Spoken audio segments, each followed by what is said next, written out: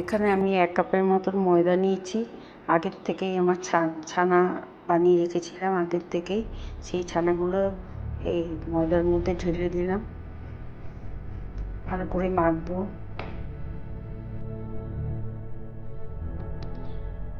এই ডোটা বানানো হয়ে গেছে। এবার গোল গোল করে আমি বল বানাবো।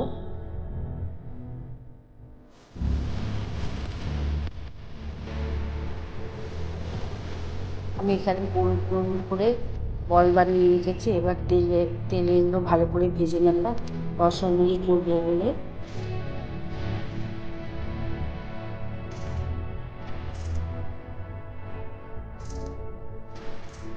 এটা গরম হয়ে গেছে, এবার বলগুলো আমি সব ছেড়ে দেবো।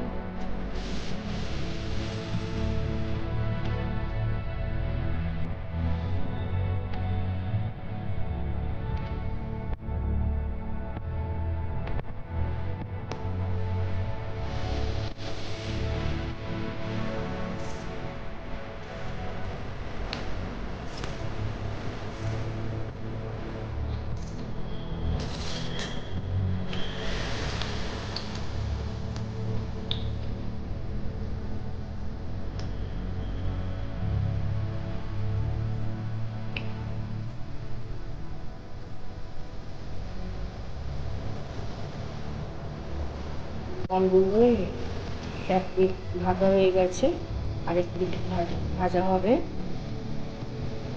উঠেছে ভালো মতো। রসগোল্লা বানাবো বলে উঠেছে ভালো মতো।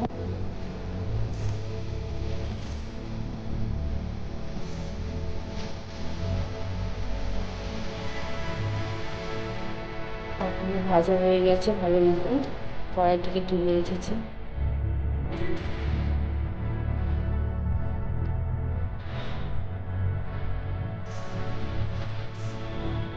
এখানে আমি 500 নিয়েছি। তা ভালো করে ফুটিয়ে দেবো। এখানে দুধটা ভালো মতন ফুটে গেছে। এর মধ্যে আমি চিনি দিয়ে দিচ্ছি রসগোল্লা পিঠে বানাবো বলে। চিনিটা দিয়ে ভালো করে নাড়াচাড়া করতে থাকবো।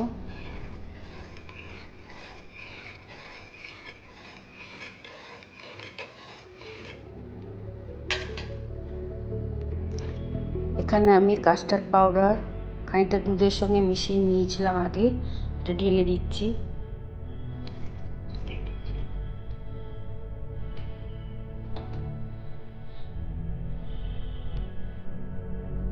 বন্ধ হওয়ার জন্য দুটো এলাচ ফাটিয়ে আমি দিয়ে দিলাম।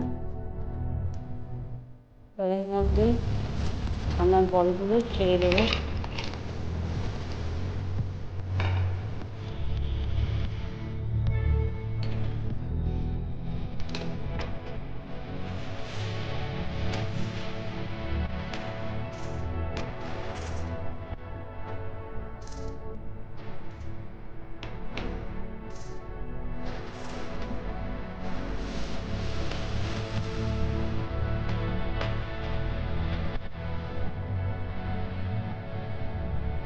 রসগোল্লা প্রায় সম্পূর্ণ তৈরি হয়ে গেছে।